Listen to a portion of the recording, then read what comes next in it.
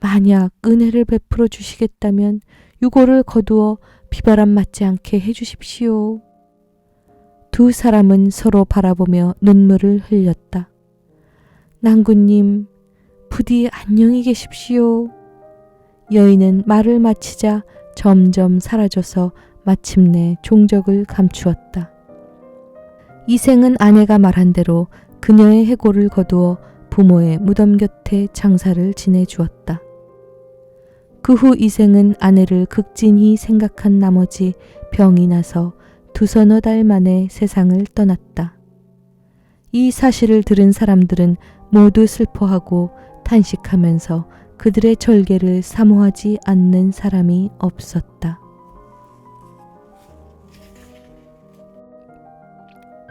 안녕하세요. 달고나입니다. 오늘은 지난주에 이어 김시습의 한문소설 금오신화 중 이생교장전 후반부를 읽어보려고 합니다. 함께 둘러볼 장소 역시 대하드라마 토지의 세트장인 경상남도 하동의 최참판댁과 마을입니다. 더 자세히 둘러보고도 싶었지만 곧 방영될 드라마 촬영 중이라 출입 금지 구역이 많았어요. 안타까웠습니다. 지난주 최처녀는 이생과 만나지 못해 병이 났었는데요. 병이 난 딸의 사정을 들은 부모는 딸의 소원을 들어주기 위해 이생의 집에 매파를 보냅니다. 그런데 지조가 높고 이생의 앞날을 높게 본 이생의 아버지는 쉽게 혼사를 허락하지 않습니다. 몇 번을 거절한 이후 결국 둘의 혼인은 성사됩니다. 다음 해 이생은 과거의 급제까지 하여 더할 나위 없이 행복한 나날을 보냅니다. 그러나 홍건적의 난으로 집안 사람들은 뿔뿔이 흩어지고 산속으로 숨어 들어간 이생 부부에게도 위기가 닥쳐옵니다. 자, 그러면 이 둘의 앞날은 어찌 진행될까요? 오늘도 함께 들어보실까요?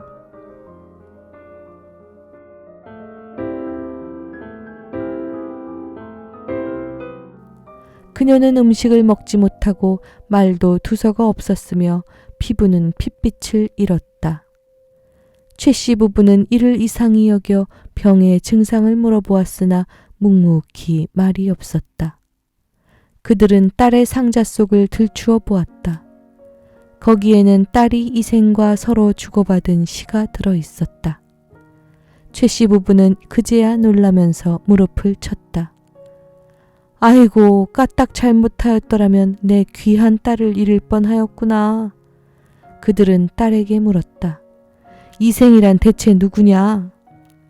일이 이 지경에 이르게 되니 최처녀는 더 이상 숨길 수 없었으므로 목구멍에서 간신히 나오는 목소리로 부모님께 사례었다. 저를 고이 길러주신 아버님과 어머님께 어찌 감히 사실을 숨기겠습니까?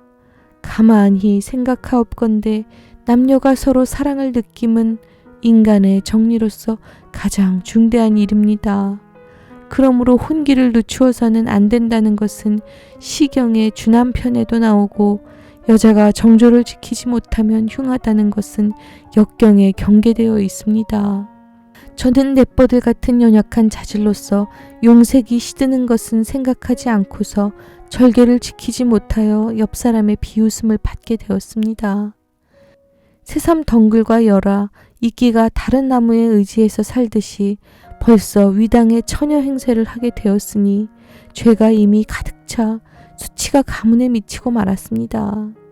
저는 장난꾸러기 도련님과 정을 통한 후에야 도련님께 대한 원망이 첩첩이 쌓이게 되었습니다.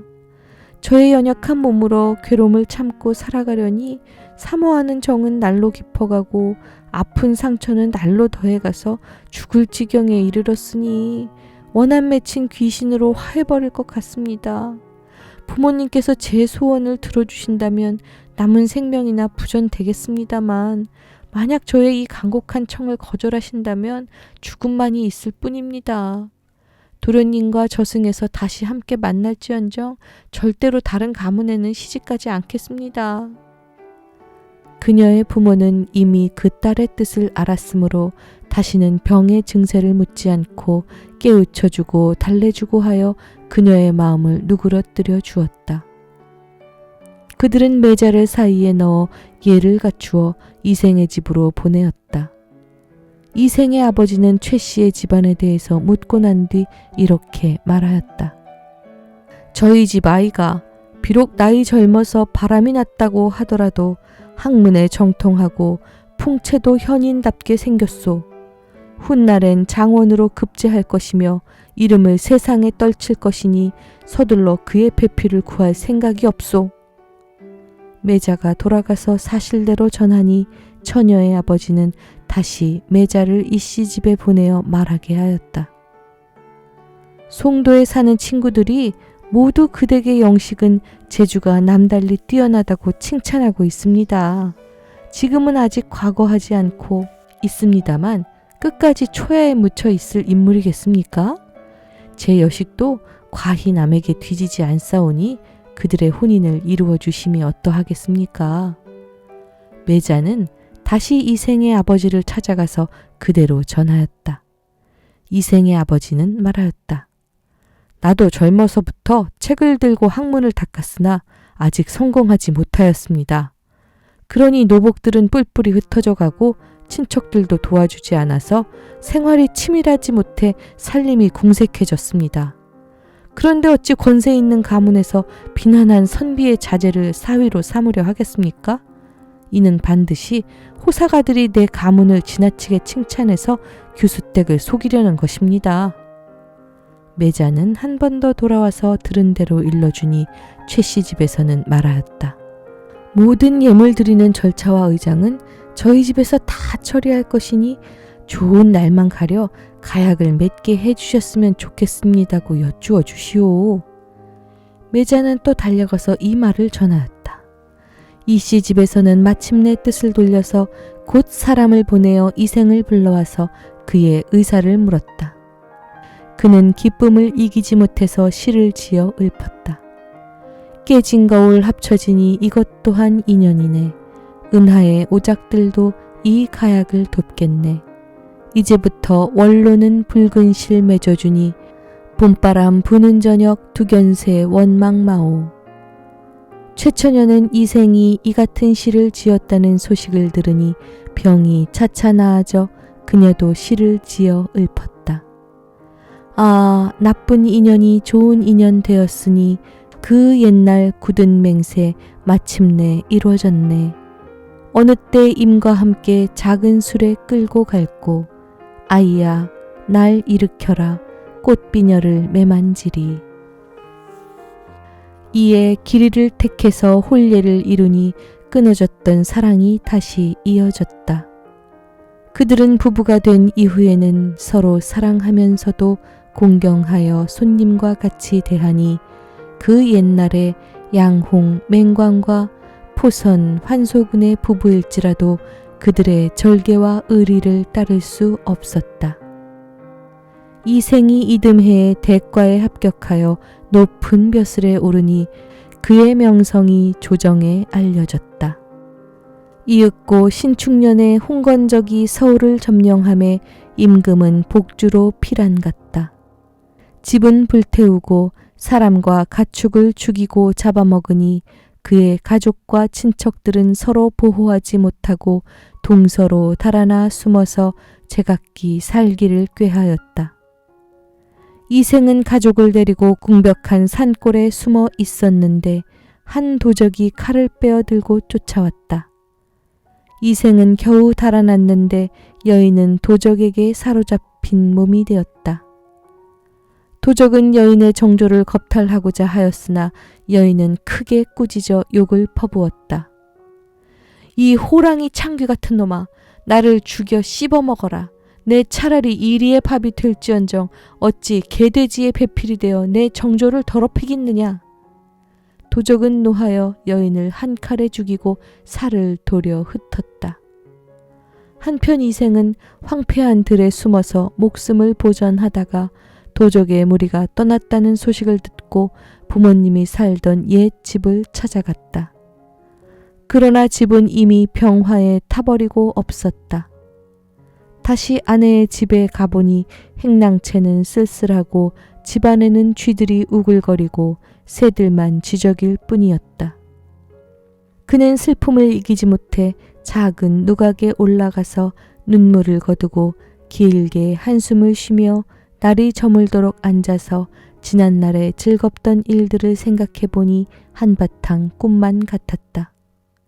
밤중이 거의 되자 희미한 달빛이 들보를 비춰주는데 낭하에서 발소리가 들려왔다. 그 소리는 먼 데서 차차 가까이 다가왔다. 살펴보니 사랑하는 아내가 거기 있었다.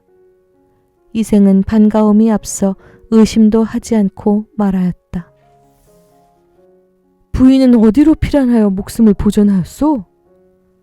여인은 이생의 손을 잡고 한바탕 통곡하더니 곧 사정을 얘기하였다. 저는 본디 양가의 딸로서 어릴 때부터 가정의 교훈을 받아 자수와 바느질에 힘썼고 시서와 예법을 배워왔습니다. 그러니 다만 규중의 법도만 알았을 뿐이었습니다. 언젠가 난군께서 붉은 살구꽃이 피어있는 담 안을 엿보자 저는 스스로 몸을 바쳤으며 꽃 앞에서 한번 웃고 난 후 평생의 가약을 맺었고 휘장 속에서 거듭 만났을 때는 정이 100년을 넘쳤습니다.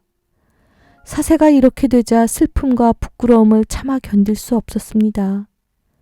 장차 100년을 함께하려 하였는데 어찌 횡액을 만나 구렁에 넘어질 줄 알았겠습니까? 끝내 이리 같은 놈들에게 정조를 잃지는 않았습니다만 스스로 몸뚱이를 진흙탕에서 찢김을 당하고 말았습니다. 진실로 천성이 그렇게 만든 것입니다만 인정으로는 차마 할 수 없는 일이었습니다. 저는 난군과 궁벽한 산골에서 헤어진 후론 짝이른 새가 되고 말았던 것입니다. 집도 없어지고 부모님도 잃었으니 피곤한 혼백에 의지할 곳 없음이 한스러웠습니다. 의리는 중하고 목숨은 가벼우므로 쇠잔한 몸뚱이로서 치욕을 면한 것만은 다행이었습니다만 누가 산산조각난 제 마음을 불쌍히 여겨주겠습니까? 다만 애끓는 썩은 창자에만 맺혀 있을 뿐입니다. 해골은 들판에 던져졌고 몸뚱이는 땅에 버려지고 말았으니 생각하면 그 옛날의 즐거움은 오늘의 이 비운을 위해 마련된 것 아니었던가 싶습니다. 그러나 이제 봄바람이 깊은 골짜기에 불어와서 제 환신이 이승에 되돌아왔습니다. 장군과 저와는 3세의 깊은 인연이 맺어져 있는 몸, 오랫동안 뵙지 못한 정을 이제 되살려서 결코 옛날의 맹세를 저버리지 않겠습니다. 난군께서 지금도 3세의 인연을 알아주신다면 끝내 고이 모실까 합니다. 난군께서는 허락해 주시겠습니까? 이생은 기쁘고 또 고마워서 그것은 본디 나의 소원이요 하고는 서로 즐겁게 심정을 털어놓았다. 이윽고 이야기가 가산에 미치자 여인은 말하였다. 조금도 잃지 않고 어떤 산골짜기에 묻어두었습니다. 우리 두 집 부모님의 해골은 어디에 있소? 하는 수 없이 어떤 곳에 그냥 버려두었습니다. 서로 쌓였던 이야기를 끝내고 잠자리를 같이 하니 지극한 즐거움은 옛날과 같았다. 이튿날 여인이 이생과 함께 옛날에 살던 개녕동을 찾아가니 거기에는 금은 몇 덩어리와 재물 약간이 있었다.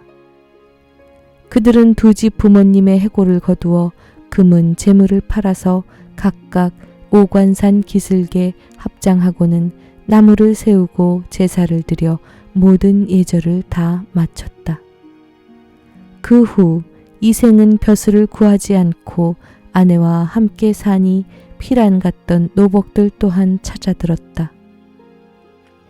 이생은 이로부터 인간의 모든 일을 전혀 잊어버리고서 친척과 귀한 손의 길흉사 방문에도 문을 닫고 나가지 않았으며 늘 아내와 함께 시를 지어 주고받으며 즐거이 세월을 보냈다. 어느덧 두서너 해가 지난 어느 날 저녁에 여인은 이생에게 말하였다. 세 번째나 가약을 맺었습니다마는 세상 일이 뜻대로 되지 않았으므로 즐거움도 다하기 전에 슬픈 이별이 갑자기 닥쳐왔습니다. 하고 마침내 목매어 울었다. 이생은 깜짝 놀라면서 물었다. 무슨 까닭으로 그런 말씀을 하시오? 여인은 대답하였다. 저 손길은 피할 수가 없습니다. 하느님께서 저와 낭군 연분이 끊어지지 않았고 또 전생에 아무런 죄악도 없었으므로 이 몸을 환신시켜 잠시 낭군을 베어 시름을 풀게 하였던 것입니다. 오랫동안 인간 세상에 머물러 있으면서 산 사람을 유혹할 수는 없습니다. 하더니 시비에게 명하여 술을 올리게 하고는 옥루 춘곡에 맞추어 노래를 지어 부르면서 이생에게 술을 권하였다. 도적대에 밀려와서 처참한 싸움터에 몰죽음을 당하니 원앙도 짝 잃었네. 여기저기 흩인 해골 그 누가 묻어주리. 피투성이 그 유호는 하서연도 할 곳 없네. 슬프다 이내 몸은 무산선녀 될 수 없고 깨진 거울 갈라지니 마음만 쓰라리네. 이로부터 작별하면 둘이 모두 아득한데 저승과 이승 사이 소식조차 막히리라. 노래 한 가락씩 부를 때마다 눈물에 목이 메어 거의 곡조를 이루지 못하였다. 이생도 또한 슬픔을 걷잡지 못하였다. 나도 차라리 부인과 함께 황천으로 갔으면 하오. 어찌 무료히 홀로 여생을 보내겠소? 지난번에 난리를 겪고 난 후에 친척과 노복들이 각각 서로 흩어지고 돌아가신 부모님의 해골이 들판에 버려져 있을 때 부인이 아니었더라면 누가 능히 장사를 지내주었겠소? 옛사람의 말씀에 부모님이 살아계실 때는 예절로서 섬기고 돌아가신 후에도 예절로서 장사 지내야 한다 하였는데 이런 일을 모두 부인이 실천하였소. 그것은 부인의 천성이 순효하고 인정이 두터운 덕분이니 감격해 마지 않았으며 스스로 부끄러움을 이기지 못하였소. 부인은 이승에서 함께 오래 살다가 100년 후에 같이 세상을 떠나는 것이 어떻겠소? 여인은 대답하였다. 낭군의 수명은 아직 남아있으나 저는 이미 저승의 명부에 이름이 실려 있으니 오래 머물러 있을 수가 없습니다. 만약 굳이 인간 세상을 그리워해서 미련을 가진다면 명부의 법에 위반됩니다. 그렇게 되면 죄가 저에게만 미치는 것이 아니라 낭군님께까지 그 허물이 미칠 것입니다. 다만 저의 유골이 아직 그곳에 흩어져 있으니 만약 은혜를 베풀어 주시겠다면 유골을 거두어 비바람 맞지 않게 해주십시오. 두 사람은 서로 바라보며 눈물을 흘렸다. 낭군님, 부디 안녕히 계십시오. 여인은 말을 마치자 점점 사라져서 마침내 종적을 감추었다. 이생은 아내가 말한 대로 그녀의 해골을 거두어 부모의 무덤 곁에 장사를 지내주었다. 그 후 이생은 아내를 극진히 생각한 나머지 병이 나서 두서너 달 만에 세상을 떠났다. 이 사실을 들은 사람들은 모두 슬퍼하고 탄식하면서 그들의 절개를 사모하지 않는 사람이 없었다.